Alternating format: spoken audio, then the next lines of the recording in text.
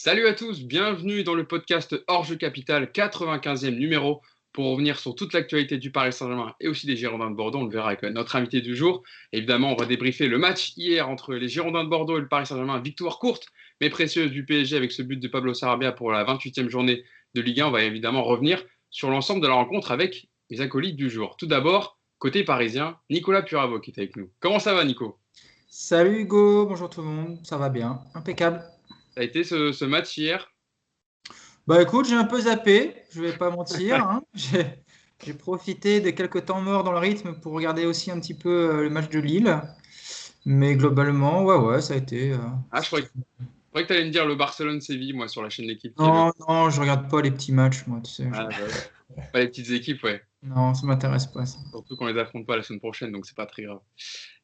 Yacine Amned également qui est avec nous. Ça va, Yass? Salut à tous, ouais, ça va, merci. Toi aussi, bon, j'imagine que, parce que pour te le dire, bon, je vais te présenter après, Adri, mais Yacine aime revoir les matchs du Paris Saint-Germain pendant la nuit. Alors, je sais pas si tu te l'es fait celui-là, mais Bah, de toute façon, je suis obligé parce que je fais la minute, donc de toute façon, je j'ai pas le choix en fait. oui, c'est vrai. Donc, Alors, parce que voilà, Yacine fait une minute tactique où il revient sur quelques points tactiques du match, sur l'animation offensive, défensive du PSG. Yacine, sur quoi tu vas revenir aujourd'hui, sur le match d'hier? euh, en fait, c'est un peu comme je reviens chaque semaine sur la même chose, le manque de mouvement, le manque d'intensité, certains joueurs qui sont en grande difficulté juste dans l'orientation du corps. On a l'impression d'avoir des joueurs qui débutent le football. Voilà, il n'y a pas beaucoup de choses positives, à part le but. Le but est positif parce qu'il y a les bonnes courses et Hmm. la prise de balle, notamment de Sarabia. Mais il y a encore pas grand-chose de positif, quoi. Bah, de toute façon, le but, c'est la meilleure action du match, hein. Ouais, Pas côté parisien, en tout cas. ouais. Ouais. Et enfin, pour terminer la bande, il nous fait le plaisir d'être avec nous aujourd'hui, notre invité Adrien Mathieu, plus connu sous le nom de Scipion sur Twitter, grand supporter des Girondins de Bordeaux, journaliste et aussi créateur de l'excellent podcast Formation Football Club, un podcast dédié à l'actualité des jeunes joueurs et des centres de formation. Bienvenue Adrien et merci d'être avec nous aujourd'hui. Bah écoute, merci à vous pour l'invitation. Grand plaisir de pouvoir débriefer ce Bordeaux PSG avec plein de choses à dire. Donc voilà, très heureux d'être là. Bon, je sais que tu as déjà fait un débrief hier du match, donc j'espère que tu auras encore des choses à dire. Bah, Bien franchement, sûr. il y a eu quand même des choses positives quand même côté bordelais hier, même s'il n'y a pas la victoire et pas de points, mais il y avait des choses intéressantes.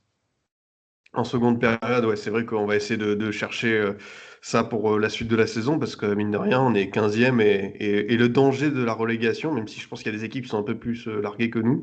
Mais voilà, faut pas se reposer sur ses lauriers et vu la dynamique, on a de quoi s'inquiéter.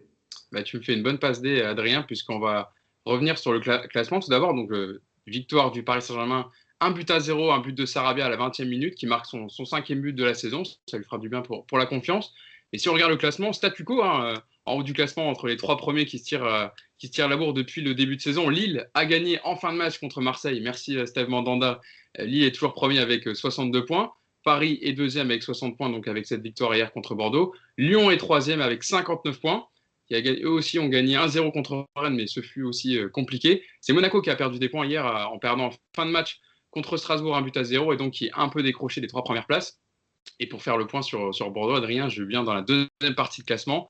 Bordeaux qui est 15e avec 33 points. Saint-Etienne a perdu, donc est toujours à 30 points derrière. Lorient 17e avec 27 points. Et Nîmes 25. Nantes qui a perdu aussi des points hier, 24 points. Et Dijon, bon dernier avec 15 points. Donc il y a encore un peu de marge. Il y a encore 6 points d'avance sur le 17e et 8 points d'avance sur le premier non relégable. Mais voilà, il faudra récupérer des points parce que Bordeaux, quand même, sur les derniers matchs, il n'a plus un point sur les 6 derniers matchs. Donc, vous n'avez plus gagné depuis le 24 janvier. Donc, il va falloir prendre des points rapidement. Une fois avoir fait le point sur ce classement, Adrien, je vais commencer vers toi. Que retenir du match? Est-ce que tu as des regrets au vu de la rencontre et notamment de la deuxième période? C'est vrai que la seconde période, Bordeaux a montré un visage intéressant. J'ai vraiment des regrets sur la première période aussi parce que je trouve que l'équipe était trop amorphe, à trop laisser le PSG garder le ballon alors que c'était pas finalement très dangereux à part sur le but et deux, trois séquences. Je regrette aussi qu'il n'y ait pas eu un peu plus de mise en danger des latéraux du PSG, Kurzawa et Dagba qui n'étaient pas dans un grand soir hier. Et c'est dommage parce qu'on a des joueurs rapides capables de leur poser des problèmes. Je pense à Wang et Kalou qui n'ont pas été assez performants dans ce domaine-là, dans les 1 contre 1. Voilà, tu as parlé de la seconde période. C'est vrai qu'à partir du moment où Ben Arfa est rentré, que ça a commencé ça a combiné avec Adli et Sabali, tu as eu des mouvements qui étaient un peu plus intéressants, mais il y a toujours ce problème de finition. Et finalement, c'est vrai qu'il y a eu la tête de Brillant qui a superbement sorti Navas. Mais finalement, Bordeaux n'a pas non plus été très dangereux. Ça rappelait un peu finalement le match qu'on a pu voir contre Marseille, où Bordeaux a été en supériorité numérique, même double supériorité avec 11 joueurs contre 9. Et tu as toujours ce problème de ne pas réussir à te trouver des situations, des séquences où tu peux mettre le PSG en danger. Alors hier, Marquinhos et Kimpembe étaient dans un fauteuil, mais c'est dommage parce que, comme je te dis, sur les côtés, je pense qu'il y avait matière à faire mieux. Mais voilà, je pense que dans le discours, Gasset voulait aussi limiter la casse, vu la dynamique. Il s'en sort avec une défaite 1-0. Le week-end prochain, on va à Dijon. Voilà, c'est notre championnat. C'est l'occasion vraiment de repartir et surtout de se mettre à l'abri vis-à-vis du maintien pour s'éviter une autre fin de saison galère. Alors, je te rassure, hein, tu as dit que c'était pas le grand soir de Dagba et Kurzawa. C'est quand même souvent des soirs par saison où ils sont comme ça. Bon, Kurzawa, elle est un peu moins, mais Colin Dagba, c'est souvent comme ça. Je sais pas si tu connais, mais son nom de famille, c'est pas Dagba, c'est Colin Passortré. Tu vois, quand il est sur le côté droit, il fait semblant de déborder, hop, il revient, il repasse derrière. C'est vrai qu'il a ce toc. Ouais, il a ce toc, ouais. Yacine, pour parler du match du Paris Saint-Germain, on va dire que vu la qualité, avec le nombre, il y avait beaucoup d'absents hier entre Neymar, Di Maria, Bernat, Verratti, King qui est positif au Covid dans la journée, Mbappé suspendu. Évidemment, Pochettino a dû, comme d'habitude, un peu bricoler depuis qu'il est arrivé en poste. L'essentiel a été fait, on va dire. Paris reste collé aux deux autres de devant. Oui, et merci à Bordeaux, parce que moi, je vais dire un mot sur Bordeaux vite fait. Vas-y, on va en parler. On va en parler de façon de Bordeaux aujourd'hui, donc tu peux. Hein, Ouais, mais juste, si moi, je suis entraîneur de l'adversaire enfin, je suis l'adversaire du PSG aujourd'hui, mais moi, je suis obligé de dire, les latéraux, dès qu'on récupère le ballon, il faut aller dans leur dos. Et deuxièmement, je suis obligé de dire à mes joueurs, les gars, il n'y a pas de respect, il n'y a rien du tout, allez les agresser. Ils ont pas envie de jouer. On ne sait pas s'ils n'ont pas envie de jouer parce qu'ils sont pas prêts ou s'ils n'ont pas envie de jouer parce que, avec tous les blessés, la Coupe d'Europe qui arrive et les mecs se protègent un peu, etc. Bon, Paris fait un bon premier quart d'heure, en gros, jusqu'au but, quoi. Correct, voilà, sérieux, cohérent, c'est pas exceptionnel, mais et puis Bordeaux ne joue pas. Mais après, il y a plus rien. Et c'est vrai que Paris joue, enfin, est tranquille grâce aux adversaires. Ça, c'est la première chose. La deuxième chose, c'est donc le Paris. euh, Tu as une équipe, effectivement, Pochettino a été obligé de bricoler parce que finalement, hier, tu n'as aucun attaquant qui peut prendre la profondeur. Donc, tu es obligé de trouver une nouvelle animation dans une équipe qui n'a jamais joué ensemble. Celle-là, le trio d'attaque n'a jamais été aligné ensemble.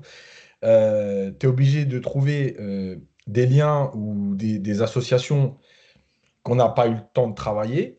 Tu fais tourner parce que il y a des blessés, donc par obligation, mais aussi par choix, parce que je pense que Paredes, s'il ne joue pas hier, c'est aussi parce que il y a Verratti qui est blessé et que tu te dis, si tu perds Paredes hier à Bordeaux, à une semaine du Barça, t'es pas bien.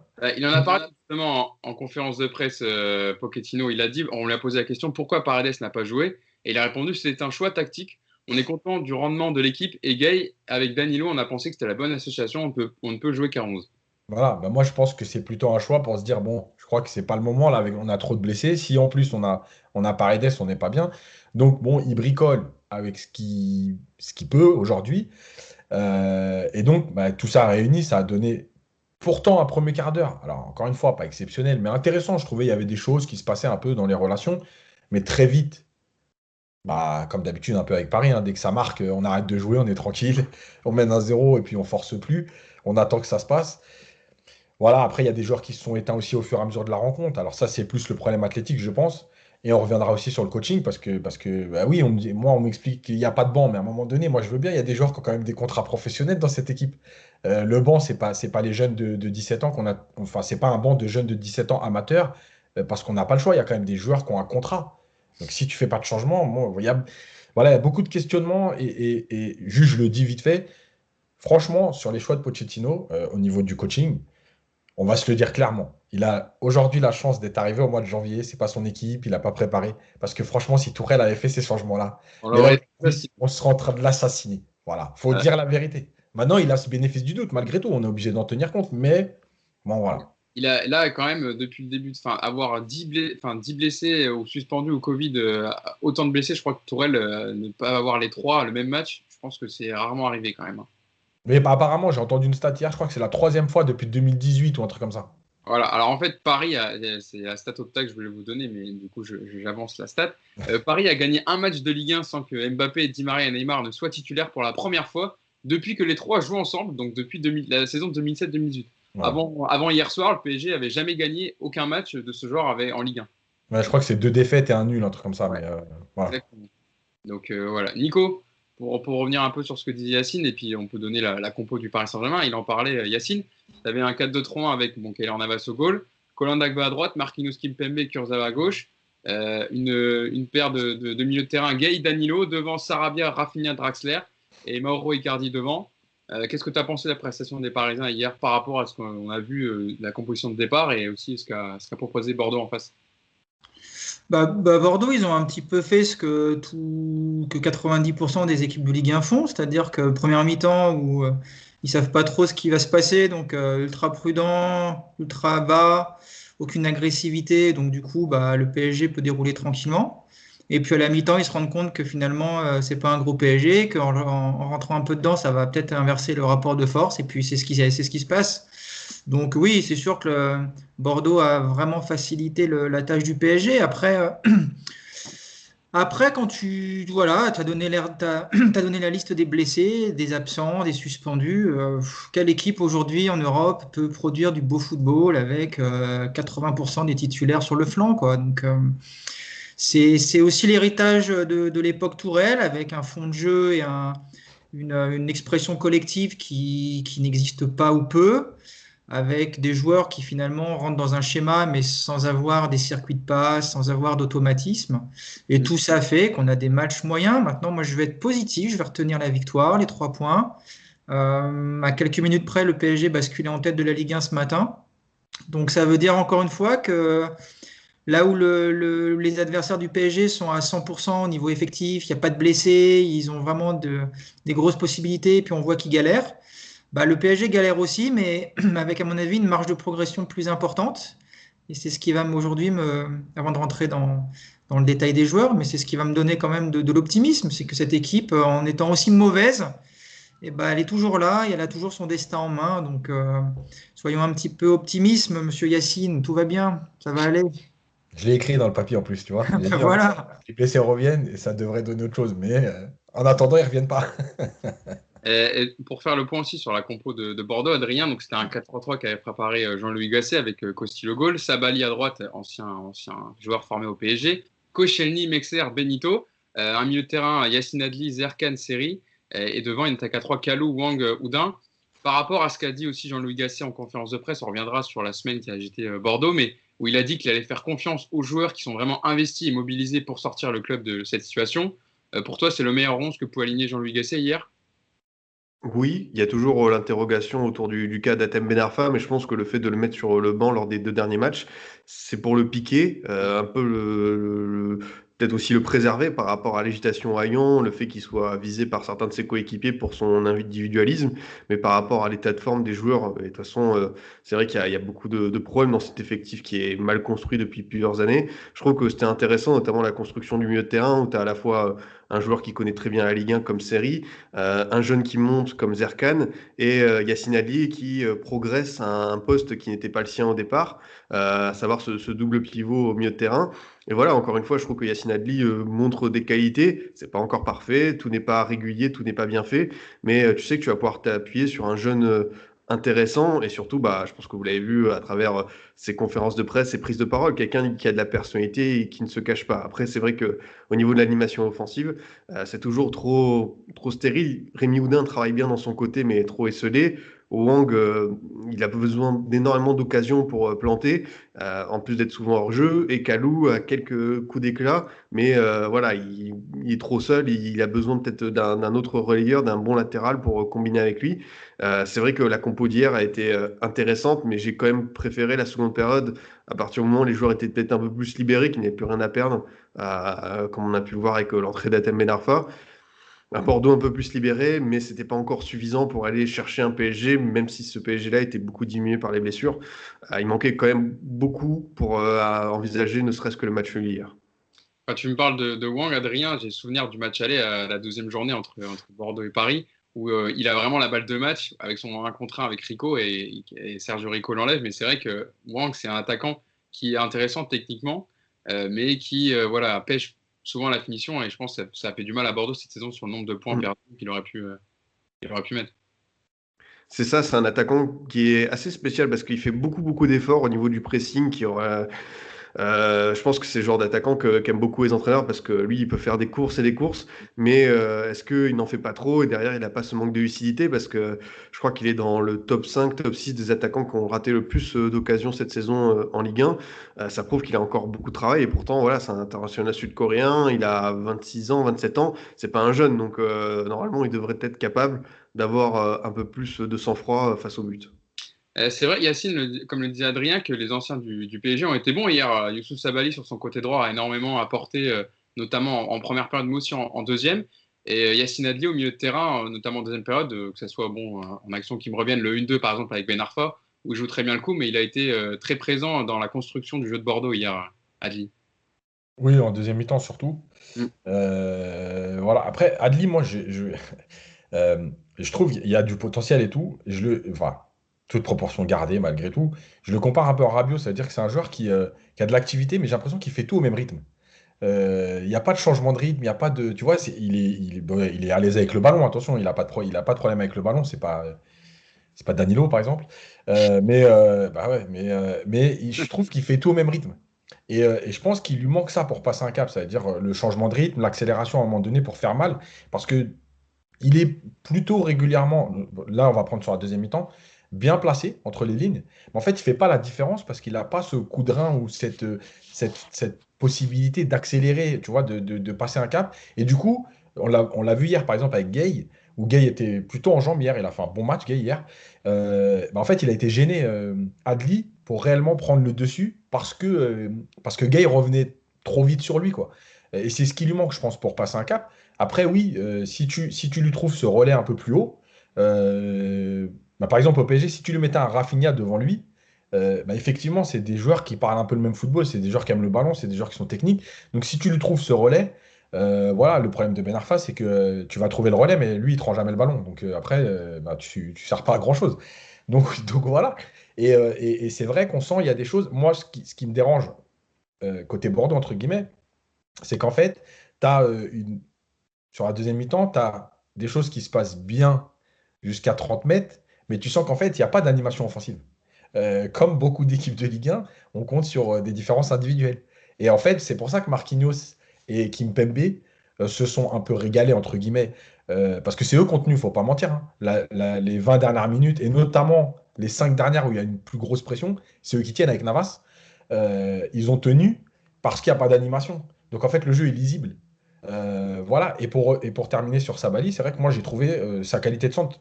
Bon, moi je le connais depuis longtemps, Sabali, déjà chez les jeunes au PSG. Mm. Il a joué à Evian au Galère quand j'y étais. Et en fait, il a une qualité de centre intéressante. Il a mis 2-3 bons centres où tu sens que si les appels sont coordonnés, et peut-être que si c'est pas aussi Marquinhos Ouais. et Kimpembe. Là, je me rappelle d'un centre en première période qui passe devant Ouais, tout le monde et qui n'est ouais. pas loin d'être pris. Enfin, Je crois que c'est Kimpembe d'ailleurs qui tacle, qui le rate un peu. Voilà. Ouais. Tu sens que ouais, il y a des possibilités. C'est pour ça que Bordeaux, c'est presque frustrant en fait. Parce que tu te dis qu'il y a des choses à faire, mais il manque quelque chose. Et tu te dis aussi pour le PSG, quand tu vois la situation de Bordeaux sur les 7 derniers matchs ou les 8 derniers matchs, que tu te fasses bouger par ce Bordeaux-là qui a eu du mal à bouger l'OM à 9 contre 11, ça dérange quoi. Après, je comprends, il y a la victoire, il n'y a pas de problème. Tu prends les 3 points. Et aujourd'hui, je crois que c'est le principal. Malgré tout, te faire bouger par cette équipe, c'est pas inquiétant, mais ça pose des questions. Nikos, on lui a posé la question aussi à Pochettino, quelle était son analyse de la rencontre. Et le coach argentin a répondu, la première période, on a dominé, contrôlé, mais en seconde, on a subi le rythme de Bordeaux, on a souffert, mais après 20 minutes, on a contrôlé à nouveau en général et on a bien défendu, même si on a concédé quelques corners. Je suis très content de l'équipe et je n'ai pas vu de baisse physique. Et quand on lui pose cette deuxième question, et j'en viens justement là, pourquoi avoir abandonné la position à Bordeaux après le repos? Il a répondu, la première période a été favorable au PSG, globalement, on a eu le ballon. On est le PSG, on veut contrôler le match, mais ce n'est pas toujours possible. Bordeaux, là, il y a un moment, il a bien utilisé. On a eu la position contre Monaco, mais on a perdu. C'est difficile d'avoir 70% du temps le ballon, mais on a su s'en sortir. C'est vrai qu'hier, en tout cas, Bordeaux, quand ils avaient le ballon, ils ont su bien utiliser. Le Paris a eu le ballon, mais à ronronner, quoi. Il n'y a jamais eu de vraiment de situation de temps fort parisien. Ouais, mais parce que Paris en deuxième mi-temps a accepté la position basse, a été incapable de garder le ballon la plupart du temps. Il y avait des pertes de balles très rapides, mais puis quand tu vois que t'es pas en danger plus que ça, tu sens que les mecs, ils n'ont pas franchement envie de changer la physionomie de la rencontre, quoi. Tu as l'impression ils se rendent compte qu'ils sont assez sereins, que pour prendre un but par cette équipe de Bordeaux, il va falloir jouer au moins 3 ou 4 mi-temps. Donc, du coup, tu pars sur l'idée que, bon, allez, on a fait le plus dur, on va laisser un petit peu tourner ça, mais tu te mets en danger jusqu'au bout, quoi. Il y a quand même il y a une vraie occasion avec cette tête de brillant à la fin. Il ne faudra quand même pas l'oublier, celle-là, parce c'est la plus belle occasion. Merci Kaylor Navas parce que la détente est quand même magnifique. Hein. Ouais. Mais après, t'enlèves Ben Arfa, ça et puis Ben Arfa t'enlèves. aussi, quand même, qui passe pas loin. Ouais, la frappe de Ben Arfa qui Ouais. passe à côté, mais le reste, c'est des situations, où, comme le disait Yacine, tu sens qu'il va peut-être se passer quelque chose, mais il se passe pas. Il se passe pas, et peut-être qu'aussi les Parisiens ils le sentent, ça. Tu sais, c'est un peu leur péché mignon aussi, hein, ce sentiment de supériorité, d'être assez sûr de toi, et puis ça c'est un peu nouveau aussi. Tu concèdes moins de frappes ces derniers matchs, donc c'est pareil, t'es pas. Alors, je pense pas que ce soit un choix malgré tout. Hein, s'ils pouvaient acculer Bordeaux sur leur cage et puis passer une mi-temps entière dans le camp bordelais, ils le font. Mais ils n'en sont pas capables pour plein de raisons. Et à l'arrivée, il n'y a quand même pas trop d'inquiétude, quoi. Même si on a tous un peu flippé, je pense, jusqu'au bout. Mais à l'arrivée, tu sens quand même qu'ils ils étaient pas en danger hier. Il y avait comme vous l'avez dit tous les deux, Adrien et Yacine, il n'y a pas cette force collective et offensive à Bordeaux qui te met en difficulté. Donc, on va dire de la gestion, pour pas dire autre chose. Voilà. Ouais. Disons, je dirais. Et bon, tu crains quand même, tu es sur le coup de te faire égaliser jusqu'à la dernière seconde, quoi. Avec Ah bah ouais, on a tous flippé. Hein. Enfin, moi, quand j'ai appelé à la fin, quand je revenais sur le match j'avais un œil qui fermait, je regardais vaguement le score. Enfin, non, ouais, on a flippé, bien sûr. Ouais. J'ai donné la réaction de Pochettino, je vais te donner la réaction, Adrien, de Jean-Louis Gasset, l'entraîneur bordelais. On lui a posé la même question que je t'ai posée tout à l'heure. Est-ce que vous avez des regrets sur le match? Et l'entraîneur bordelais a répondu oui, des regrets de ne pas avoir marqué un but minimum, parce qu'avec la deuxième mi-temps qu'on le fait, en qualité de jeu, en passant par les côtés, je reproche souvent de ne pas centrer. Aujourd'hui, il y en a une quinzaine, une vingtaine. On a fini pratiquement avec 4 attaquants devant le but, mais on n'y arrive pas. Ça, c'est le regret. Même si on fait le match qu'on voulait faire, on a toujours 0 point. Je ne peux pas vous dire que je suis content, mais je sens que quand je les vois jouer comme ça, que si on garde cette solidarité, qu'on ne perd pas d'énergie ailleurs, ça va venir. Est-ce que tu es d'accord avec le constat de Gasset? Après, c'est vrai, tu peux empiler les attaquants, hein, mais comme l'a dit Yacine, si t'as pas d'animation offensive, le joueur capable de trouver des situations et de faire jouer les autres, ça peut être compliqué. C'est vrai que quand tu fais rentrer Briand et Depréville, certes, le premier a fait une belle tête qui a mis à contribution Navas, mais ces deux joueurs sur qui tu ne comptes plus vraiment, ça fait partie de ces tensions récurrentes à Bordeaux ces dernières semaines concernant les fins de contrat. Après, sur l'aspect solidarité, moi, oui, j'ai envie, pourquoi pas, Gasset tient ce discours-là, mais ça veut dire qu'il faut des preuves sur le terrain et le match à Dijon servira de révélateur. Tu affrontes voilà, une équipe qui n'a gagné que 2 matchs cette saison, qui est en totale perdition, qui est presque condamnée à la relégation. Est-ce que Bordeaux va savoir enfin se réveiller et au moins avoir l'honneur de battre ce Dijon-là? Je l'espère. Maintenant, sur cette fin de saison, voilà, il reste 10 matchs. T'as plus grand chose à jouer. Tu peux plus espérer du tout l'Europe. Tu as ce danger du maintien et tu as un effectif où tu sens qu'il n'y a pas vraiment sur l'aspect solidarité. Allez, un tout petit peu en défense de temps en temps, mais encore une fois, c'est hyper bancal parce que quand on parle des tensions internes, ça ressort sur le terrain. Certes, un Koscielny est extrêmement conforté par sa direction et uniquement le seul interlocuteur finalement de ses dirigeants. Mais quand tu apprends et tu sais que Benoît Costil, qui est cadre, est plutôt régulier ces dernières années avec les Girondins de Bordeaux, a été un peu délaissé, mis de côté par sa direction. Tu as voulu recruter Stéphane Ruffier pour le Ah, mettre en par contre, concurrence. il a été piqué, il a mal pris quand on veut recruter un gardien dans son dos, Costil. Exactement, et c'est ça aussi, quand je parle de politique sportive, de manque de gestion, que ce soit à la fois sur la visibilité ou même l'aspect humain. Un Benoît Costil, c'est un joueur qui a été extrêmement régulier pour les Girondins de Bordeaux, et plein de fois il aurait pu partir, et je pense pour d'autres challenges, vu la situation du club, il est resté, et il a toujours fait son taf, et c'est vrai que quand tu en arrives à faire ça, c'est très compliqué après derrière d'assurer son rôle, et c'est vrai que quand tu le vois, sur le terrain, il a l'air des fois un peu dépité et même il prend presque plus la parole face aux médias. Ça prouve qu'il y a ces tensions récurrentes. Alors, la solidarité avancée par Jean Gasset, j'y crois pas trop pour l'instant. Il va falloir beaucoup pour recoller les morceaux du côté de Bordeaux. Yacine, je pense que tu as suivi la situation côté bordelais avec cette conférence de presse de Laurent Koscielny qui parlait justement et qui était très agacé par la situation au sein du club. Je vais vous redonner la déclaration de Koscielny parce qu'elle est forte quand même, où il dénonçait un vestiaire en manque de cohésion, en tout cas par des mots assez forts. Alors je cite Koscielny, l'ambiance est moyenne, voire très moyenne, il faut être réaliste. C'est un groupe avec énormément de joueurs en fin de contrat, des joueurs qui veulent partir. Il faut rester avec ceux qui ont envie de se battre, de partager, de progresser. C'est une fin de cycle. Quand tu as autant de joueurs comme ça qui ne te donnent pas envie de travailler, c'est difficile d'avoir des résultats. C'est pour ça aussi que des fois, je peux être méchant dans les paroles. Ce sont des bons mecs. Mais si tu ne te donnes pas les moyens de progresser et avoir des objectifs, tu n'auras rien. Et au bout d'un moment, on t'oubliera. Là-dessus, j'ai du mal avec certains parce que pour moi, ça passe par le travail. On m'a inculqué des valeurs. Et on n'a certainement pas eu la même éducation. Là-dessus, j'ai un peu de mal. Yacine, c'est vrai que quand tu as des déclarations fortes comme ça d'un joueur cadre du vestiaire, pour un entraîneur après, de jongler entre les joueurs en fin de contrat, donc qui pensent plutôt à leur carrière personnelle et donc à se montrer individuellement, mais qui ne pensent pas à la situation de Bordeaux, en gros, c'est compliqué de jongler avec tout ça.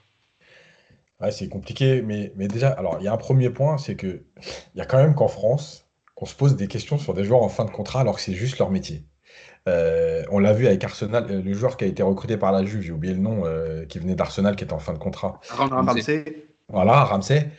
Bon, Arsenal l'a fait jouer jusqu'à la fin, personne ne s'est posé la question sur son investissement, il est parti à la Juve et puis c'est tout.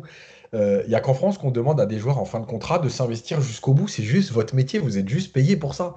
Et là, par exemple, il y a Wijnaldum qui est en fin de contrat à Liverpool. Personne se demande si le mec est investi, si le mec a envie de jouer, si le mec se donne à fond, et si le mec n'est pas déjà en train de penser à son transfert. Mais c'est extraordinaire, ça. Il y a aussi David Alaba aussi qui continue de jouer. Voilà, par exemple, il y a Agüero, enfin, je veux dire, il y a un paquet de joueurs aujourd'hui. Agüero, il est blessé depuis le début de saison. Oui, non, mais là, non, mais lui, il est régulièrement blessé, mais je veux dire, même quand il joue, tu ne te poses pas de questions sur son investissement. Ouais. Euh, Ça, déjà, c'est un vrai problème. Après, la situation de Bordeaux, elle est spéciale parce qu'en fait, tu as un actionnaire qui, pour moi, n'existe pas. Et donc, c'est compliqué d'aller voir des joueurs quand toi, déjà, tu n'existes pas, quand tu as plein de casseroles, entre guillemets, depuis que tu es là, et que tu vas aller voir des joueurs en leur disant, les gars, il faut vous investir. Alors que toi, déjà, tu n'en as presque rien à foutre et tu es déjà en train de penser, toi aussi, à peut-être avoir une possibilité de vendre le club. Donc, c'est compliqué d'aller voir les joueurs et leur dire, les gars, faut y aller, faut vous investir. Il va te dire, mais toi, tu fais quoi? Tu es en train déjà de penser à vendre le club, on ne sait pas ce qui va nous arriver demain. Donc, il y a tout ce problème. Après, je pense que quand Koscielny fait la déclaration dans les médias, c'est que mon avis, j'ai pas d'infos. Je pense qu'il a dû faire des remarques à l'intérieur du groupe. Et en gros, c'est de dire, bon, ils veulent pas le comprendre, je vais le faire médiatiquement en public pour un peu les mettre devant leurs responsabilités. Et soit, en fait, soit tu te réveilles, soit tu démissionnes, entre guillemets, soit tu abandonnes. Mais en gros, c'est dire, c'est notre dernière carte parce que, bon, moi, je pense pas que Bordeaux soit en danger parce qu'ils ont quand même 8 points sur le barragiste. 8 points, c'est pas rien, il reste 11 journées. On n'a pas non plus des équipes derrière qui gagnent 2 matchs sur 3. Hein. 10 journées, il reste. De toute façon, Dijon, déjà, Dijon, ils sont en Ligue 2. Bref. On parlera de Dijon avec Nico, comme c'est son club préféré. Il adore parler de. Prochain match Bordeaux-Dijon, hein, Nico. J'espère que tu vas regarder. Je suis à fond dedans, là. Donc je voilà. vais chez Adrien, il m'a invité, on va regarder le match ensemble. Quel plaisir. Tu as une situation qui est compliquée à gérer. Et les choix de Gasset depuis 2 matchs, en fait, bah ouais, tu as envie de les prendre comme ok, bah finalement, il y a un mec qui se réveille, qui est un peu le soldat, bah, je vais le suivre. Donc, les fins de contrat et tout, si j'ai besoin de vous en fin de match, bah, j'ai pas le choix, mais en même temps, sur le terrain, je mettrai les joueurs qui sont aujourd'hui impliqués. Voilà, c'est compliqué. Et quand tu es entraîneur, c'est aussi compliqué de te dire comment je fais pour faire appel au mec que tu mets sur le banc. Bah, tu vois, comme Ben Arfa. C'est pour ça que je voulais venir vers toi, Yacine, toi qui as été coach et tout. Comment tu fais pour gérer plusieurs situations comme ça? C'est compliqué quand même. En fait, il n'y a pas de recette miracle parce que ça dépend aussi du caractère des joueurs. Enfin, il n'y a que le joueur lui-même qui a envie de se dire, OK, bon, vas-y, il me reste 10 matchs à jouer, je vais me donner à fond. Voilà, finalement, le coach, il est à ce moment-là presque démuni. Parce qu'en plus, dans le vestiaire, tu sens bien c'est pas un groupe. Donc, enfin, voilà, c'est très compliqué. Ouais. Et si tu mets les joueurs en fin de contrat titulaires et qu'ils te plantent, les joueurs qui sont investis, ils vont te le reprocher aussi. Donc, c'est très, très dur à gérer. Nico, c'est vrai qu'on peut comparer aussi la situation de Bordeaux, alors dans une moindre mesure, mais avec celle du PSG, parce qu'il y a des joueurs aussi en fin de contrat. On s'est posé la question, est-ce qu'il faut les faire jouer comme des mecs comme Julian Draxler, etc. Pour faire la liste des joueurs bordelais, Adrien, en fin de contrat, et dont on parle depuis tout à l'heure, il y a Youssouf Sabaly, Pablo, Nicolas Despréville, Hatem Ben Arfa, qui a qui a un contrat d'1 an, mais assorti d'une option pour prolonger l'aventure d'une année supplémentaire, si les deux parties se mettent d'accord. Maxime Poudjé, Jovanovic, Paul Bass, Ibrahim Diarra, Over Mandanda, qui est troisième gardien, et David Kong. C'est vrai que, Nico, il y a la liste abordée les plus importantes, mais à Paris aussi, on peut se poser la question, voilà, c'est comment toujours faire jouer ces joueurs en fin de contrat? Est-ce qu'il faut les faire jouer jusqu'à la fin de leur contrat et puis qu'ils aillent ailleurs après? Ou alors, il faut déjà envisager la suite avec les joueurs qui sont au-delà du contrat de juin 2021, quoi. Tu sais, si ton mec est bon, il joue. S'il est pas bon, il joue pas. Moi, je pense que ça se résume juste à ça. C'est une fausse excuse, là, l'histoire de. Bon, c'est pareil, je suis pas je lis pas l'actualité bordelaise avec assiduité tous les matins, mais de ce qu'on en voit, en tout cas, c'est que ça permet quelque part de faire le tri, de gérer quelques problèmes de gestion d'effectifs, parce que Gasset, il est un peu en train de se noyer dans cette équipe, et que maintenant, il s'est dit, bon, bah voilà, on va s'appuyer sur une liste de joueurs qui semblent impliqués, et puis les autres, on les met de côté. Voilà, si quelque part, j'ai l'impression qu'il va s'assurer une paix relative le temps de finir la saison. Après, je pense que c'est une très mauvaise méthode, parce que si ton joueur est bon, c'est complètement con de t'en priver. Je vois pas aujourd'hui, par exemple, le PSG dire à Draxler, bah écoute, l'an prochain, tu seras plus là. A priori, on va pas te laisser, on va pas te prolonger, donc tu vas pas jouer pendant 6 mois. Enfin, voilà, tu payes un joueur et il est bon, il joue, basta quoi. Donc, si Gasset fait ça, c'est qu'il a peut-être pas d'autre solution, et je n'ai pas l'impression, en tout cas, depuis qu'il fait ça, en tout cas, que le changement était radical sur le terrain et que Bordeaux est tout à coup une magnifique série de résultats qui se profilent. Donc, je ne suis pas convaincu par cette méthode, ça c'est sûr. Adrien, j'ai donné la liste des joueurs en fin de contrat.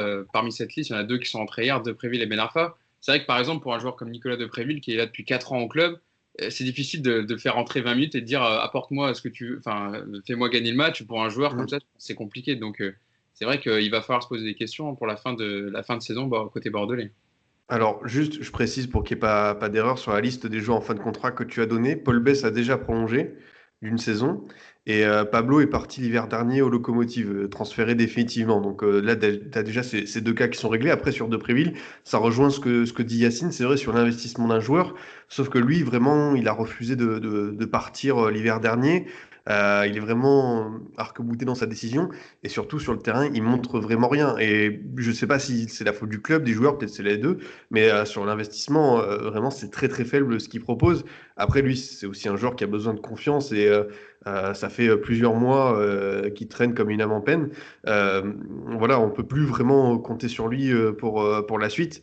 Et c'est dur aussi pour Gasset parce que normalement tu dois avoir un banc capable de t'apporter des solutions, surtout que tu as droit à 5 changements et très très vite tu te retrouves limité. Il suffit qu'il y ait un suspendu, un blessé et Bordeaux ne peut compter que sur 11 voire 12 joueurs motivés. Je compte pas les jeunes qui, évidemment, eux, quand ils rentrent, ils apportent leur fraîcheur, leur insouciance et c'est difficile de les juger, de leur en vouloir quand ils sont pas forcément au top. Mais c'est vrai que cette gestion, de toute façon, c'est la politique sportive depuis que King Street est arrivé et ça va au-delà de Bordeaux. C'est les investisseurs étrangers quand ils arrivent dans des projets. On a pu le voir à Marseille, même dans un autre modèle à Nantes. Si t'as pas de cohérence dans ton modèle et si tu t'en remets finalement à des agents pour te faire le recrutement, bah, très très vite ton club ça tourne au vinaigre et tu as du mal à t'en sortir.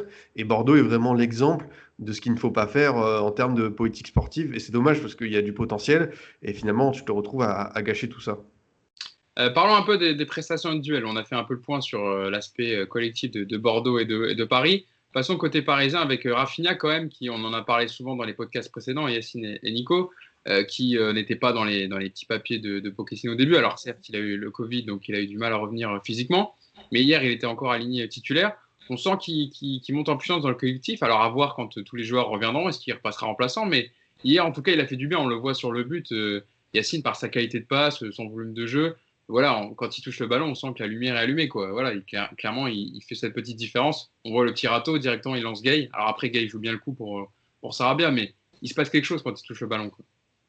Ouais, bah, de toute façon, on l'avait déjà dit, pour nous, c'est le remplaçant naturel à Verratti quand il n'est pas là, parce que c'est le joueur de ballon qui ressemble le plus à Verratti dans le jeu court, dans les déplacements. Il est très intelligent. Voilà, tu sens, faut pas se mentir, la formation Barcelone. Quand il se déplace, tu sens tout de suite qu'il comprend le foot. Voilà, après, il a plongé physiquement parce que je pense qu'il n'est pas prêt à jouer 90 minutes, ça c'est clair. Et comme par hasard, entre guillemets, c'est que c'est la période où le PSG a le moins existé. Mais finalement, c'est par hasard, c'est logique. Maintenant, c'est vrai que il a aussi besoin qu'il y ait du mouvement devant lui. Il y a une action en première mi-temps qui me revient où il a le ballon, il rentre dans l'axe, et en fait, il n'y a tellement pas de déplacement qu'il va à la fin faire un contrôle, il s'empale sur le défenseur bordelais, ben, parce qu'en fait, il n'y a pas de mouvement. C'est un joueur qui est formé au football de mouvement. Donc, quand il y a du mouvement autour de lui, ben, lui, il donne, il bouge, il donne, il bouge. Il est très bon dans le jeu court et dans les espaces restreints. Donc ça va aller. Dès qu'il y a moins de mouvement, bah, effectivement, c'est plus compliqué pour lui parce qu'en plus, bon, ça me fait rire, mais parce que j'en parlais avec quelqu'un, et c'est un joueur qui n'a pas de frappe. Mais vraiment, c'est-à-dire que c'est un joueur qui n'est pas capable de faire une passe à 40 mètres. C'est pas, c'est vraiment, lui, il est vraiment que dans le jeu court. Bon, ouais. Ouais. Donc, oui, il lui faut quelqu'un, enfin, il faut de la densité autour de lui, il faut du mouvement pour venir proposer. Dès que c'est trop écarté, comme on l'a vu sur certaines séquences du PSG, il a du mal. Après, c'est le remplaçant naturel de Verratti. C'est celui qui peut faire le lien entre le milieu et l'attaque le plus facilement dans cette équipe aujourd'hui quand Verratti n'est pas là. Je ne parle pas de Neymar parce que bon, après c'est autre chose, mais je parle réellement dans les milieux, quoi, les milieux offensifs.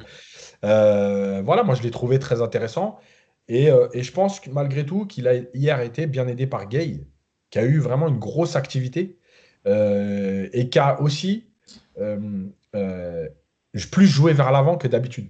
Ouais, Euh, ouais, on l'a vu, il s'est projeté beaucoup plus que d'habitude sur des passes courtes ou il relance court. Mais le problème, c'est que là, tu as déjà Danilo qui fait ça. Donc si tu en as deux, tu vas pas très loin, quoi. Tu dépasses pas pour la ligne médiane, quoi. enfin, Danilo, je sais pas trop ce qu'il fait. Franchement, j'ai pas envie d'être trop dur, mais là, c'est compliqué pour moi sur Danilo. Mais bref, voilà, je trouve c'est bien et ça permet de se dire que ce qu'on avait répété régulièrement, Rafinha avec des jambes, ou Mm. en forme en tout cas, c'est une vraie alternative. En tout cas, en cours de match, dans les gros matchs, je pense que c'est une vraie alternative pour apporter de la tenue du ballon. C'est un signe positif aussi, Nico. Avant, il y a Barcelone mercredi prochain, qui reviennent bien parce que Verratti, pour l'instant, il a toujours mal à sa voûte plantaire. Di Maria, il va revenir, mais il est blessé aussi. Enfin, c'est bien d'avoir un joueur comme ça qui revient en forme, surtout de cette qualité. On en a parlé souvent, mais c'est bien que Pochettino puisse compter sur lui plutôt que de remettre un Danilo ou un gars derrière en position de sentinelle, quoi. Bah oui, de toute façon, il n'y a pas beaucoup de joueurs aujourd'hui au PSG qui sont capables de faire du jeu.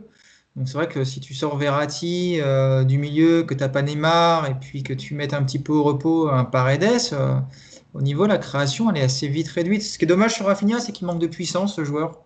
C'est un profil vraiment intéressant. C'est vrai que, comme le dit Yacine, il pue le football. Donc ça, il n'y a rien à dire là-dessus. Mais c'est vrai que ce manque de puissance, il le pénalise sur certaines actions parce que tu sens qu'avec ne serait-ce que les jambes de Gay hier, par exemple, il pourrait vraiment faire de grosses, grosses différences. Même sur du Draxler, toi, un profil un peu plus de Draxler, il aurait vraiment des possibilités de plus. Malgré tout, aujourd'hui, c'est vrai que pour faire jouer les autres, il est exceptionnel. Il a une vision du jeu qui est assez magnifique. On l'avait vu à Dijon avec sa passe décisive pour Mbappé, qui est juste exceptionnelle.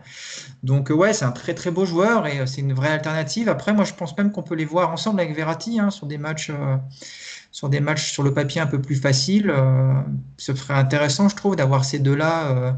Parce qu'en plus, Rafinha, il est capable de jouer un peu partout. Donc, tu peux aussi imaginer un Verratti, Rafinha ensemble, avec par exemple un Gay pour sécuriser un petit peu la baraque. Donc, ouais, ouais, c'est bien de l'avoir en tout cas, parce que il va rentrer dans la rotation. Et on préfère sur le papier, effectivement, faire la rotation avec Rafinha qu'avec Danilo, c'est sûr. Adrien, Rafinha, c'est le genre de joueur que tu apprécies aussi en milieu de terrain comme ça, qui est capable sur du jeu court de lancer rapidement les situations, qui se retourne très vite, qui a un centre de gravité bas. Ouais, bah, Yacine et Nicolas ont bien décrit son profil, que ce soit la comparaison avec Verratti, l'école barcelonaise sur la première touche de balle. Moi, c'est un joueur qui m'a toujours plu. Après, c'est vrai qu'il a du mal à stabiliser dans un club, à rester très longtemps, mais que ce soit au Celta Vigo, à l'Inter Milan, j'ai toujours trouvé qu'il avait ce petit quelque chose en plus qui lui permettait de faire la différence, notamment entre les lignes. C'est son positionnement qui sera, quoi qu'il arrive, intéressant. On l'a déjà vu avec Tourelle quand il rentrait en Ligue 1. Même, je pense à son entrée en jeu à Old Trafford, où il est vraiment très très bon, très juste. Voilà, maintenant, c'est vrai que pour la suite de la saison, c'est 10 finales en Ligue 1 et la suite de la compétition en Ligue des Champions, c'est bien pour Pochettino d'avoir ce relais-là, quand on sait que Marco Verratti est aussi précieux, mais aussi peut manquer des rencontres à cause de ses blessures, d'avoir ce relais au milieu de terrain, ce joueur capable de t'apporter la différence. Voilà, après, j'ai l'impression qu'il a été assez touché par le Covid physiquement, parce que hier, j'ai trouvé dans le dur assez vite. J'espère pour lui que voilà, ça va aller parce que c'est vrai que les matchs s'enchaînent, la répétition des efforts aussi. Mais ouais, c'est vrai que dans le profil, le joueur Rafinha, je sais pas si on peut dire que c'est romantique en termes de profil, mais il a ce petit quelque chose en plus qui est forcément intéressant. Après, voilà, pour la suite de sa carrière, j'espère pour lui qu'il va réussir à se stabiliser, à enfin décoller, parce que c'est vrai qu'on a parlé beaucoup de la comparaison, notamment avec son frère Thiago, mais lui, il a vraiment le potentiel pour au moins au PSG être ce 12e homme capable d'apporter cette différence. Ouais, surtout vu le prix que le PSG l'a eu, c'était cadeau quand même. Hein. C'est ça. Il avait eu pourquoi 1 million? C'est 1 million qu'il avait payé? 1 million Ouais, ça, ouais, mais ouais, même, je suis même pas sûr que ce soit ça. Ouais, je crois que c'était 500 000, 1 million, un truc Ouais, comme ça. Il ouais. voulait vraiment s'en débarrasser le Barça pour économiser le salaire. Donc, ouais, c'était intéressant. Tu parlais, Yacine, des changements tout à l'heure de Pochettino, justement. Rafinha, lui, a fait les 90 minutes, donc on l'a sorti un peu à corps de rythme, mais au moins, ça lui donne un peu de temps de jeu. Avant, possiblement, je pense qu'il enchaînera contre Brest en Coupe de France. Il a changé Herrera. Herrera est rentré à la place de Draxler à la 74e. À la 76e, Kerrer à la place d'Agba. Kerrer qui a fait une très très belle montée, on aurait dit celle de Sami Traoré au parc, je ne sais pas si vous vous souvenez, hein, où il est venu mais bon, Sami Traoré elle était mieux parce qu'à la fin ça finit sur une situation quand même. Là Kerrer il s'est juste empalé, je ne sais plus sur quel bordelais, mais voilà, quand je l'ai vu foncer là j'ai dit putain c'est pas possible, il va vraiment pas la lâcher quoi. Enfin bref. Et Abdou Diallo qui est rentré à la 80e à la place de Sarabia, t'en parlais tout à l'heure Yacine, on aurait peut-être pu voir un Pembele par exemple à la place de Kerrer, qui lui aussi a le Covid, donc lui aussi a dû s'en remettre physiquement, ou Xavi Simons qui avait été parti s'entraîner, ou Edouard Michu. Mais bon, après, vu le score, à 1-0 comme ça, c'était peut-être compliqué de faire entrer des jeunes. En fait, la semaine dernière, j'avais dit qu'il fallait faire rentrer les jeunes. Là, je comprends qu'ils ne fassent pas rentrer les jeunes. Parce qu'il y a 1-0, tu es plutôt dominé dans le dernier quart d'heure, ça pousse. Effectivement, ce n'est pas le meilleur moment pour les faire rentrer parce qu'il suffit que tu fasses rentrer Simons. Il perd le ballon de l'égalisation. Là, tu l'as flingué, quoi. Donc, effectivement, Condamne, là, tu l'as. bah oui, donc là, c'est vraiment pas le moment, c'est clair. Maintenant, c'est vrai que tu as un banc avec quand même Herrera, avec Paredes. Il y a quand même d'autres choix à faire. Moi, il y a une nouvelle mode. Alors, je sais pas s'il n'y a pas qu'au PSG, mais principalement au PSG, de changer régulièrement les latéraux. Alors, je sais pas si c'est le manque d'idées devant ou si c'est de se dire, bon, je touche pas les autres parce qu'ils ont un peu un statut un peu plus important que les latéraux. Les latéraux, on a l'impression au PSG, de toute façon, peut changer n'importe qui, il n'y a pas de statut, il n'y a rien, tu peux mettre tout le monde. D'ailleurs, Baker, je suis désolé pour Nico, mais on le voit plus du tout. C'est un Il terme, a mais... disparu. Non, mais le mec, On n'a pas parlé. On n'a c'est le pas joueur. parlé alors, du précédent faute, mais quand il s'est énervé hein, sur le Ouais, ouais. décrassage d'après, il n'était pas rentré Non, mais contre. Il avait tapé dans la pelouse, il s'était énervé, il s'était barré, puis au bout de 2 minutes, il était revenu pour s'excuser. Mais ouais, mais c'est le joueur énervement. Là, ouais. c'était le joueur le plus utilisé jusqu'au mois de décembre. Ouais. On le voit plus du tout. Tu fais rentrer Diallo pour faire monter Kurzawa, tu sens bien que bon, enfin, il est à l'arrache, Pochettino. Bon, voilà, après Kerrer, mais je crois que tu as dit, Kerrer, tu t'es dit, il va pas la lâcher, il va pas mais je crois que même lui, il s'est dit, qu'est-ce que je fais, en fait. Il courait, mais il devait se dire, mais qu'est-ce que je vais faire maintenant? Tu vois, c'est le mec surpris de ce qu'il est en train de faire. Bon, voilà, après, ouais, franchement, c'est compliqué. Euh, c'est compliqué dans la gestion. Moi, je trouve malgré tout que dans les changements de Pochettino, c'est de plus en plus tard dans le match. Il en fait que 3. Et en plus, enfin, c'est poste pour poste. Il n'y a rien de. Moi, je pense que dès la fin du premier quart d'heure de la deuxième période, quand tu sentais que Paris commençait à reculer, il y avait quand même un ou deux changements. Rien que Paredes. Parce que Paredes, malgré tout, il va te permettre de sortir de cette zone de pressing qui n'était pas intense, mais qui t'empêchait de jouer. Bon, voilà, j'ai du mal avec le coaching. Maintenant, pour rester positif, parce que Nico a demandé d'être positif, je comprends qu'avec 7 absents de ce niveau-là, oui, peut-être que effectivement, tu as quand même un choix qui est restreint, mais tu as quand même un choix. Nico, on a parlé de Rafinha. Si on peut parler d'un autre joueur, quand même Mauro Icardi, qui faisait son retour à pointe de l'attaque parisienne. Il revenait d'une gastro-entérite. Bon, peut-être qu'il avait encore un peu la gastro hier, parce qu'on l'a pas trop vu dans le match. Mais comment tu l'as trouvé, Mauro Icardi? Je ne savais pas qu'il avait joué, tu viens de me l'apprendre. Donc je vais avoir du mal à en parler, je ne l'ai pas vu. Non, mais il n'était pas. Icardi, de toute façon, il est complètement dépendant du collectif aussi. Voilà, si tu n'as pas un jeu d'équipe autour de lui un peu flamboyant, bah, Icardi ne va pas exister. En plus, hier, il était pas dans un grand soir, il était clairement pas à 100% physiquement. Et puis autour de lui, il n'y a pas eu un seul mouvement digne de ce nom qui l'a mis en valeur. Donc c'était un match Il comme n'y a on pas en de a centre, déjà vu avant, hein. il y a pas eu de centre aussi, Non, non, il n'y a pas eu de vraiment. centre. Ah, après, moi, je trouve que sur les changements, Yacine, je suis pas d'accord avec toi parce que hier, il y a pas tant de choix que ça, en fait. Parce que Paredes, il était au frais, clairement. Tu l'as dit.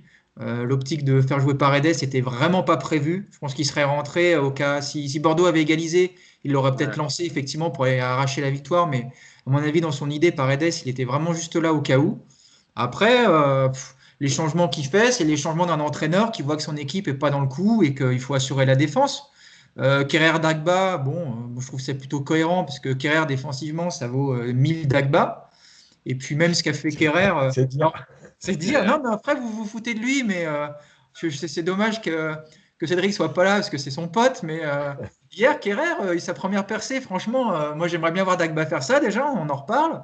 Après, il fait une super passe aussi dans un intervalle pour, bah, je crois que c'est pour Icardi justement qui en profite pas. Enfin, au moins, il apporte un peu. Alors, c'est vrai que sa percée, c'est Pierre Richard, on est d'accord. On a tous vu qu'il allait finir. Déjà, moi, j'ai été content qu'un Bordelais l'arrête. J'avais peur qu'il aille dans les tribunes. Donc, au moins, il y a un Bordelais sympa. Il l'a arrêté. Il a dit, allez, retourne dans ton camp maintenant, ça suffit. Mais écoute, au moins, défensivement, il est plus costaud. Après, rentrer Diallo à la place de Kurzawa, c'est aussi cohérent si tu veux bétonner ta défense. Parce que Kurzawa, hier, c'était un Sarabia, festival. hier. Non, elle a pas, ouais. Kurzawa, il est passé ailier gauche. Ouais, c'est Ouais. ça, il l'a fait monter. Mais tu vois ce que je veux dire, il te met Diallo en latéral gauche. Et déjà, moi, quand j'ai vu Kurzawa s'éloigner de 20 mètres de la cage de Navas, ça m'a soulagé aussi, tu vois. Donc, Mm. je trouve que les changements sont assez cohérents par rapport à l'optique de ce match. De toute façon, tu vas pas créer de jeu, t'es pas capable. Et que 1-0, il y a un moment où il faut dire on bétonne. Bon, bah, ouais, on était de retour dans les années 90 sur les bons vieux coaching de merde. Mais écoute, je trouve cohérent. Franchement, pour le coup, je vois pas ce qu'il peut faire de beaucoup d'autres. Enfin, oui, si, tu peux juste éventuellement discuter sur Pembele. Pourquoi il met pas Pembele et pourquoi Kerrer. Voilà. C'est effectivement le seul petit choix où on peut discuter. Mais sinon, après, sur le banc, il y a qui d'autre? Il y a Non, mais Michaud. il y le a- temps déjà, regarde, Diallo, il rentre à la 87e. Ouais, il peut bétonner plus tôt, je suis d'accord. Je suis d'accord. Après, enfin, Bon, s'il est cohérent, Dagba, il revient pas à la pause. Et Ouais, puis voilà. Kurzawa, il le sort à l'heure de jeu. Voilà, on est d'accord sur ce timing-là. Mais bon. on parlait des changements de Pochettino, il en a utilisé que 3 hier. Là, pour le coup, Adrien, lui, Gasset, il a tout utilisé. Hein. Depréville, Ben Arfa, Amadou Traoré, Tom Lacou et Jimmy Briand. Il a essayé vraiment, il a dit, il a terminé avec 4 attaquants, donc il a essayé de tout donner vers la fin de match. Jimmy Briand, qui a bien failli d'ailleurs égaliser en fin de match. Pour le coup, lui, il a utilisé les changements hier, Gasset. C'est ça, c'est ça. Il a essayé de mettre toutes ses forces dans sa bataille. Après, voilà, on a déjà pu en parler au cours de cette émission sur même si tu fais rentrer des joueurs, si tu mets pas en bonne condition. Et c'est vrai que Briand de Préville depuis plusieurs semaines, surtout que tu as eu le départ de Maja cet hiver du côté de Fulham, du coup tes options offensives sont extrêmement limitées. Et voilà, il suffit que ces deux joueurs qui sont en fin de contrat n'aient plus la motivation nécessaire, même si voilà hier Briand fait une vraie bonne tête et a quand même de beaux restes. Après, voilà, sur la différence d'approche, je trouvais que Gasset a peut-être raté un peu le coche en première période, comme on a pu le dire, sur le fait de mettre en danger. C'est intéressant ce que dit Nicolas sur Kurzawa. Et c'est vrai qu'il y a même une action où Dagba fait un espèce de contrôle très bizarre qui remet dans la course Samuel Kalou. Ouais. C'est vrai que c'est le genre d'erreurs qui sont assez surprenantes du côté du Paris Saint-Germain. Donc voilà, c'est vrai que de ne pas mettre assez en danger ces latéraux-là, même avec ces changements, de ne pas mettre encore plus de pression, que ce soit les centres, les débordements, les dédoublements. Je pense que c'était la clé hier pour Bordeaux pour aller chercher au moins le match nul. Malheureusement, voilà, il n'y a pas eu ce petit truc en plus pour faire la différence. Si on peut parler d'un joueur côté bordelais, Adrien, quand même, c'est Ben Arfa qui, dans les rentrants, qui quand même était titulaire depuis le début de saison, mais qui ne joue plus depuis quelques matchs. Il est rentré à la 65e.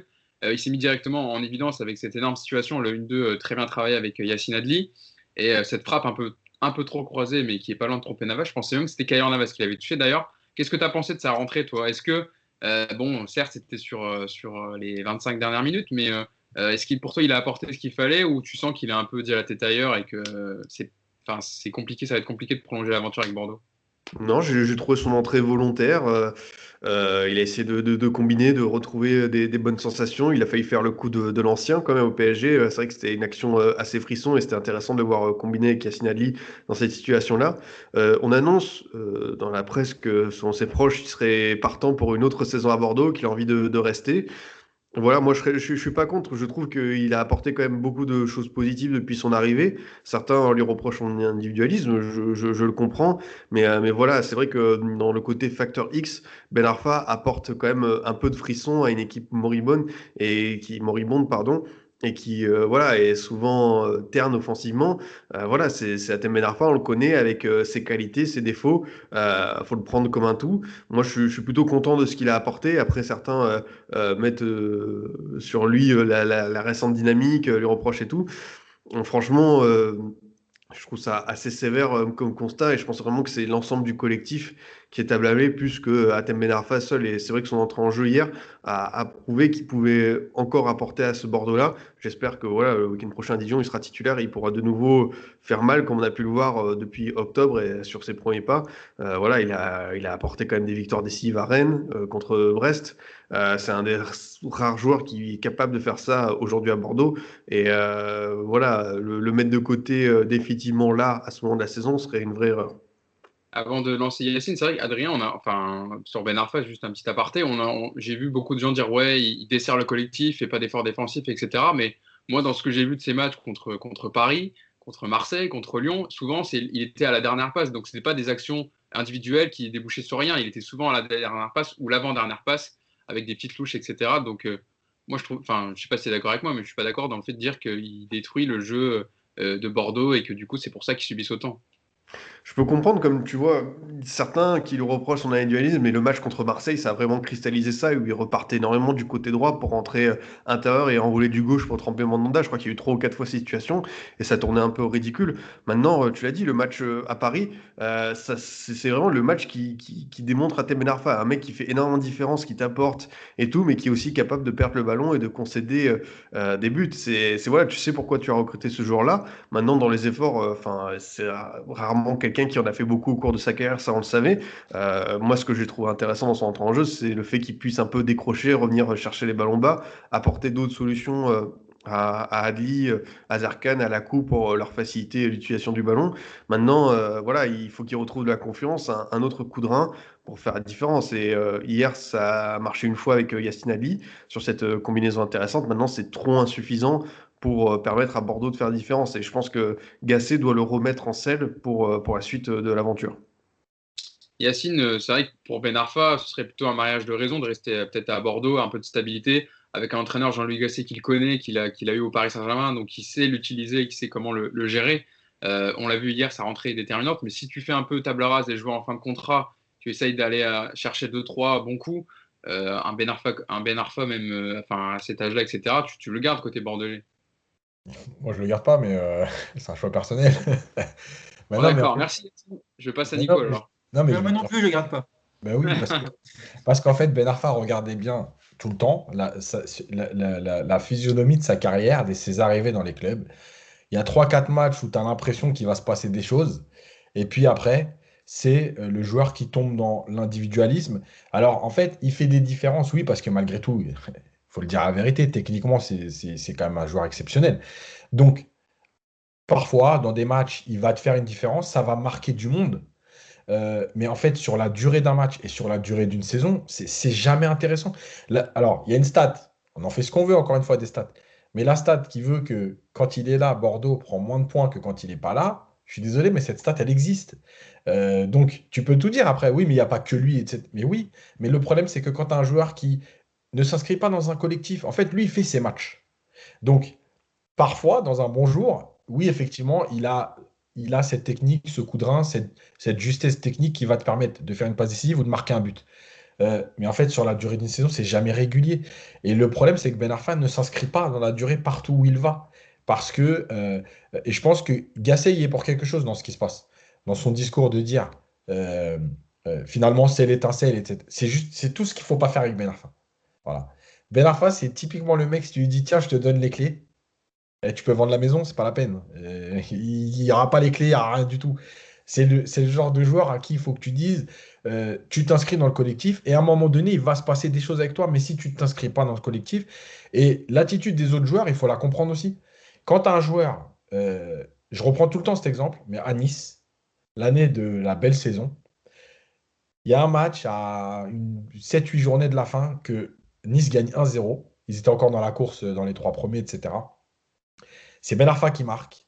Et je crois que c'est Seri qui, à la fin du match, dit, parce que les mecs disent, oh, Ben Arfa, il a encore sauvé le match, et il dit, ouais, mais il avait plutôt intérêt à marquer. Ah oui, ouais, je me rappelle. Ça y est, Voilà. je me rappelle. Et ben, en fait, cette phrase, elle résume Ben Arfa. Ça veut dire que, ok, si tu nous fais gagner, on va accepter. Mais à un moment donné, nous faire les appels pour te voir dribbler, dribbler, dribbler, ça nous gonfle. Voilà. Donc, au bout d'un moment, les joueurs ne font plus les appels. Lui, le match de Marseille, c'est symbolique.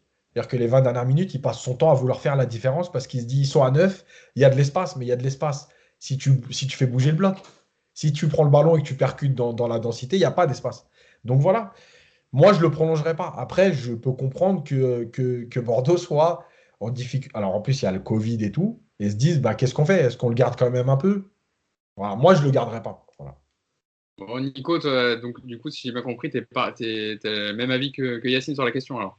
Moi, ouais, de toute façon, moi, j'ai jamais été un fan de Ben Arfa. Alors, il a du talent, personne va pouvoir le contredire. C'est vrai qu'il a un bijou dans le pied, mais c'est un joueur qui, quand on se rappellera de Ben Arfa dans 10-15 ans, qu'est-ce qu'on va tenir de sa carrière, franchement?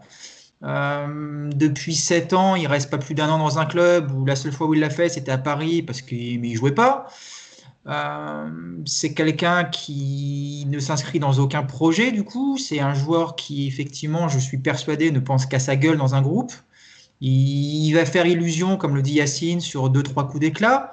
Mais tu peux pas aujourd'hui te dire que Ben Arfa, c'est ton meilleur joueur. Parce que si c'est ça, c'est terrible. En plus, comme le dit Yacine, on va pas se focaliser sur les stats, mais je crois que c'est 2 buts cette année, Ben Arfa, avec Bordeaux. Bon, c'est pas non plus la saison de malade mental. Alors oui, il va dribbler 2, 3, 4 joueurs de temps en temps sur des actions où tu vas dire, waouh, regardez ça, c'est magnifique. Mais ça aboutit sur pas grand-chose à l'arrivée. Et puis, est-ce qu'il fait plus de bien à Bordeaux que de mal?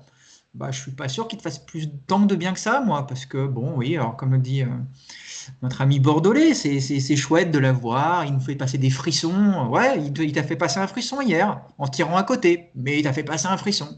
Donc c'est du super Attends, mais frisson. là, c'est dur. Non, mais, Oui, je d'accord, suis mais dans ce dur. cas-là, si tu fais la même action qu'il fait, ça sert à rien. Enfin, Ah je non, veux dire, mais d'accord, il passe sur sauf 20 que Ben minutes. Arfa hier, la demi-heure sur le terrain de Ben Arfa, tu peux ne la résumer qu'à ça. Il a rien fait d'autre.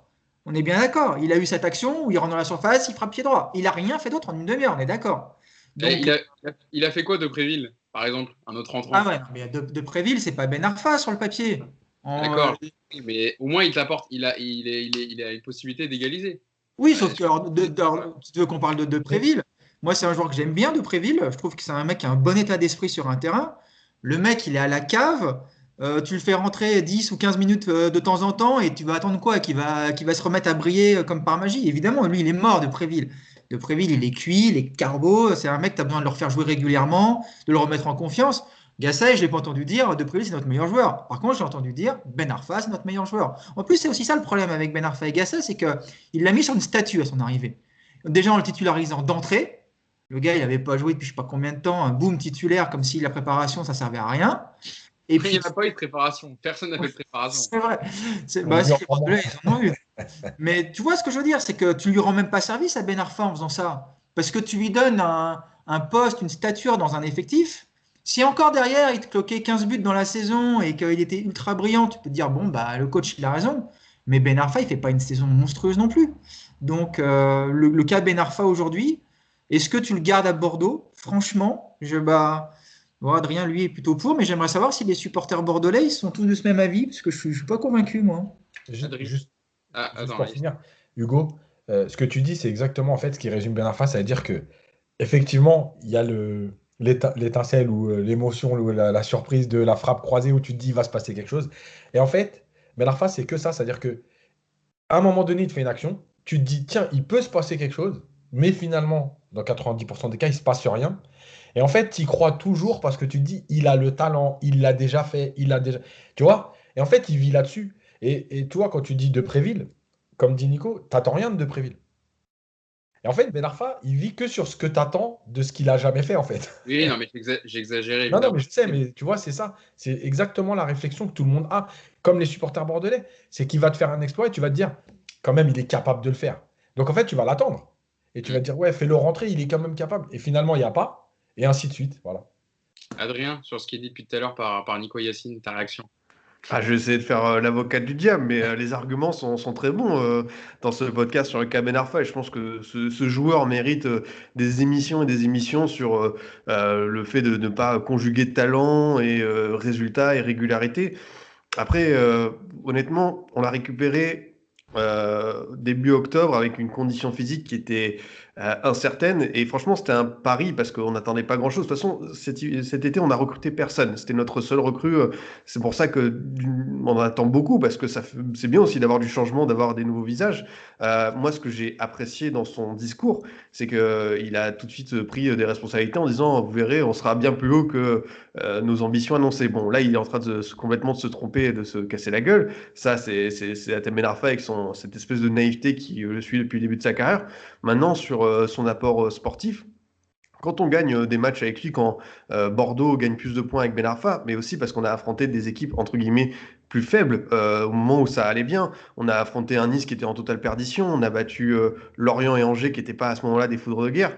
Et quand on vient de sortir Marseille, Paris, Lyon, Brest chez eux, Lille, c'est vrai que la série a de quoi être, enfin, on peut d'une part relativiser. Maintenant, sur est-ce qu'il faut le garder? Moi, j'estime que oui, parce que il a l'air d'être plus ou moins impliqué et de se dire, ok, moi j'ai envie de rester à Bordeaux, d'apporter. Et voilà, tout n'est pas parfait. Il y a sa relation avec Koscielny qu'il a envoyé bouler. C'est là aussi il doit progresser, être un peu plus collectif. Est-ce que j'ai regardé dimanche prochain, il a 34 ans. Est-ce que à cet âge-là, il peut encore gagner en maturité? Pas sûr. Moi, j'ai envie de prendre le pari parce que je vous parlais de frissons qui sont, on va dire, rares et on n'a que ça à se mettre sous la dent, mais c'est la réalité du quotidien à Bordeaux. On n'a que ça, on a plus que ça. Et ça fait 10 ans qu'on navigue et qu'on se prend des saisons galères et on a pour une fois un joueur talentueux qui sort un peu du lot, qui nous apporte. Alors certes, ça peut paraître un discours très peu ambitieux, mais au moins on a eu le mérite d'avoir ce genre de joueur qui nous apporte. Après, tout n'est pas parfait, vous l'avez bien résumé,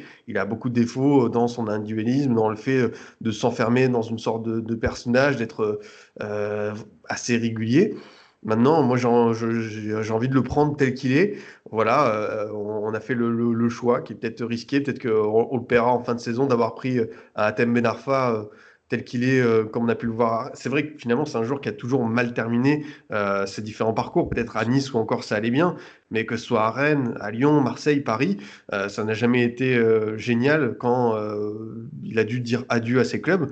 On verra à Bordeaux, mais moi j'ai envie de lui laisser au moins encore un peu plus de chance. Et comme je vous dis, franchement, on le récupère début octobre en n'ayant pas beaucoup d'attentes, en se disant bon bah c'est un bonus. J'ai envie de le prendre et c'est vrai qu'il a marqué que 2 buts, mais ces 2 buts aujourd'hui, ça te donne 2 victoires et qui te permettent d'être un peu plus à l'abri du maintien. Donc faut pas l'oublier. En plus de quelques passes décisives.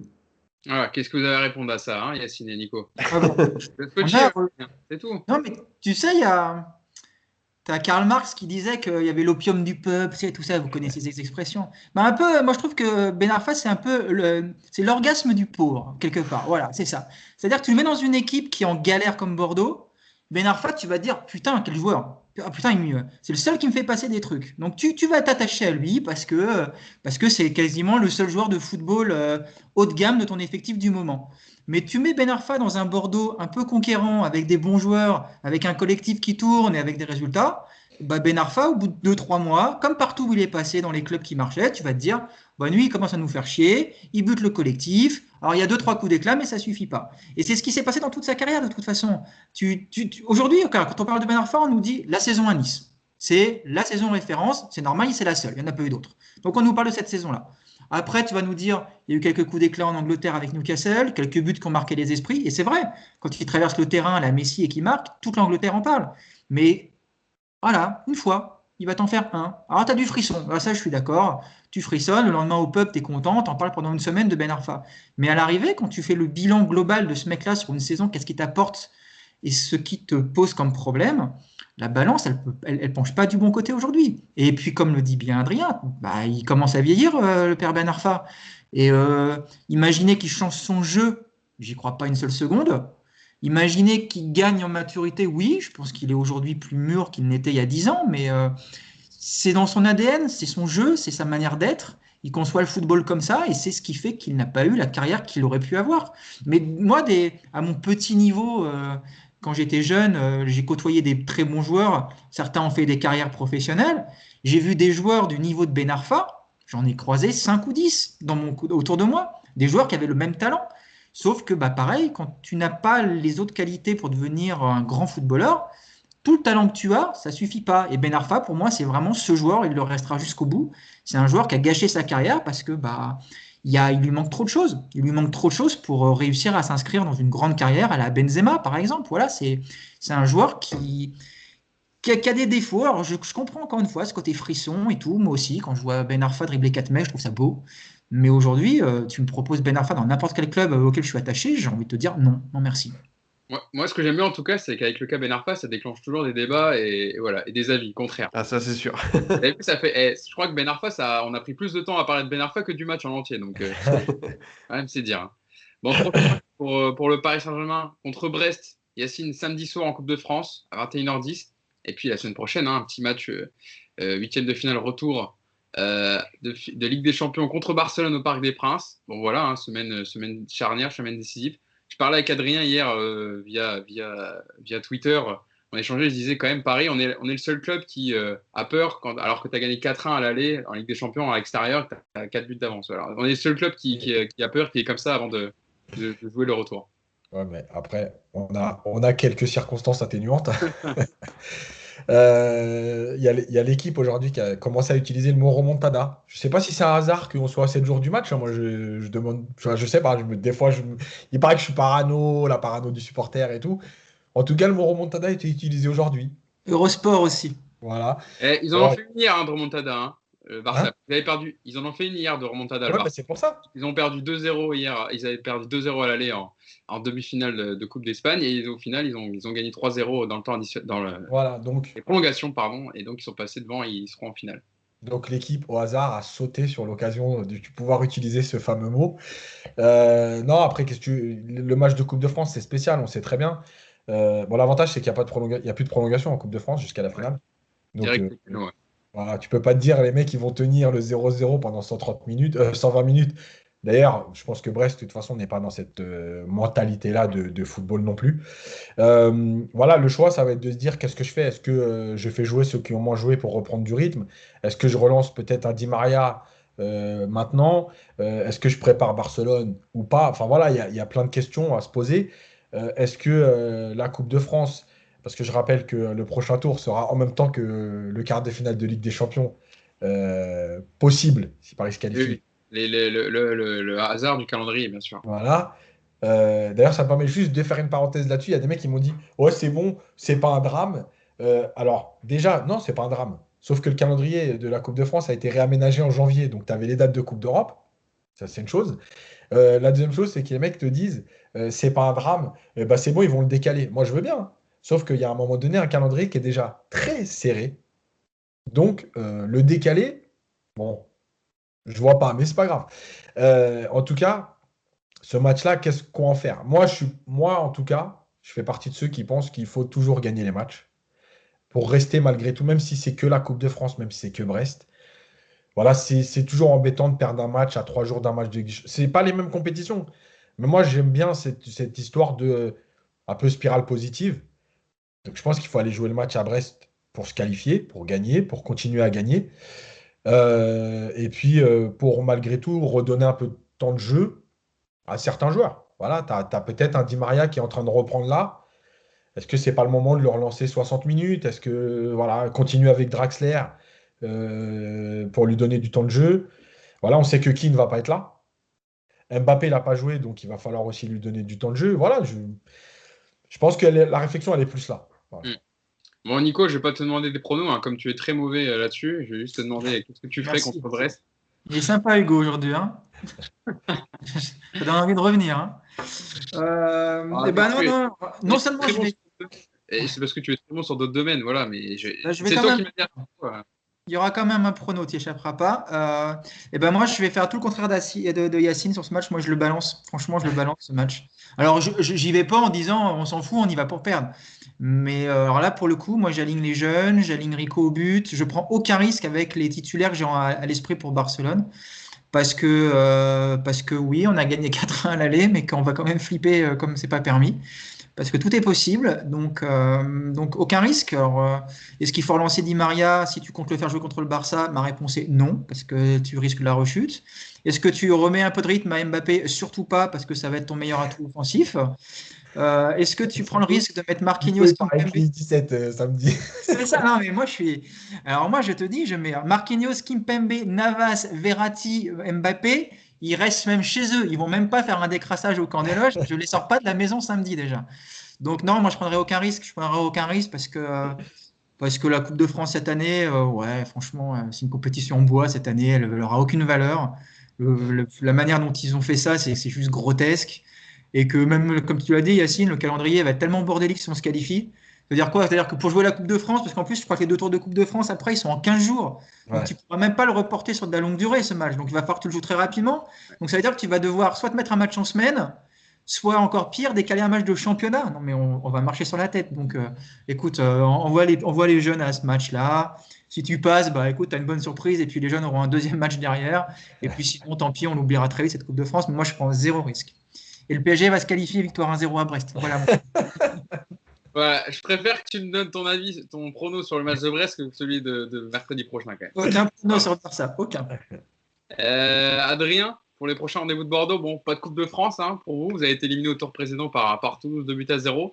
Prochain match le 14 mars en Ligue 1 contre la Lanterne Rouge Dijon, club favori de Nico. Bon, qu'est-ce qu'on peut vous souhaiter, amis bordelais? Le maintien, évidemment. Le maintien assuré rapidement, même si là, vous avez déjà un peu de points, vous avez un peu de marge, on le disait tout à l'heure, 8 points. Ouais, c'est ça, une fin de saison un peu plus apaisée avec déjà la volonté de se projeter sur la suivante et voir les joueurs qui seront encore là, aptes à plus que défendre ce maillot, à tout simplement reprendre du plaisir avec Jean-Louis Gasset et reconstruire un groupe. Et je pense que peut-être cette coupure de 10 jours, ça va leur faire du bien vu ce qu'on voit au niveau de l'enchaînement et des prestations et que cette dynamique terrible de 1 point sur les 8 derniers matchs. Bon, en tout cas, le rendez-vous est pris. Messieurs, merci à vous d'avoir été avec moi pendant 1 heure pour revenir sur ce Bordeaux-Paris Saint-Germain. Merci Adrien d'avoir été avec nous. Si les gens veulent aller te suivre, s'ils veulent, voilà, Adrien, comme je disais tout à l'heure, plus connu sous le nom de Scipion sur Twitter, mais tu as aussi un compte avec ton nom et prénom, Adrien Mathieu. Si vous voulez rigoler un peu, voir des mèmes un peu drôles sur certains matchs, etc., allez le suivre, Scipion, c'est quand même pas mal, c'est quand même sympa. Les montages sont assez marrants. Nico, Yacine, on se donne rendez-vous, nous, jeudi prochain. Pour débriefer, on débriefera pas le match en Coupe de France parce que comme le disait Nico Yacine, comme il l'envoie un peu à la benne, non je rigole, c'est parce que on fera un grand podcast sur le match après le 8e de finale retour contre Barcelone jeudi. Et puis Adrien, merci beaucoup d'avoir été avec nous et puis au plaisir de te revoir avec nous pour un prochain match contre Bordeaux. Hein. Mais oui, j'ai passé un très très bon moment. Merci beaucoup pour l'invitation. Écoute, plaisir partagé, puis donc on se donne rendez-vous jeudi prochain. Merci à tous et bonne semaine. Ouais, Yacine. Allez au journal de l'équipe de vendre la peur pendant une bonne semaine. Merci pour tout. C'est à l'équipe avant de rendre l'antenne. Ça, c'est du Yacine. Ça. Bon, merci à tous et puis on se donne rendez-vous jeudi prochain. Salut à tous. Ciao. Ciao.